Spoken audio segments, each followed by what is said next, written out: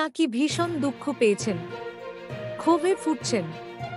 তার ঘনিষ্ঠ মহলে জানিয়েও দিয়েছেন অনেক হয়েছে, আর নয় টুইটারে ট্রেন্ডিং চলছে তাকে নিয়ে।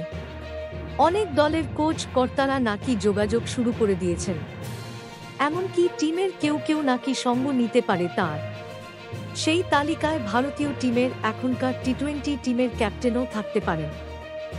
এসব গুঞ্জন চলছে কয়েকদিন ধরে।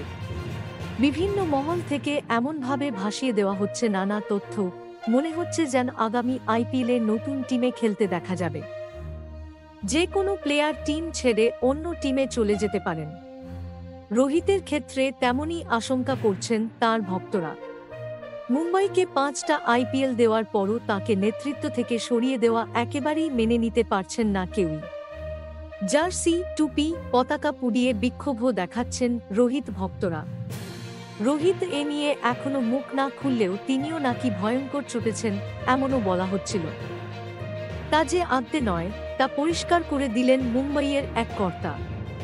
নাম প্রকাশে অনিচ্ছুক ওই কর্তার দাবি, রোহিত কোথাও যাচ্ছে না, এমনকি অন্য কোনো প্লেয়ারও টিম ছাড়বে না।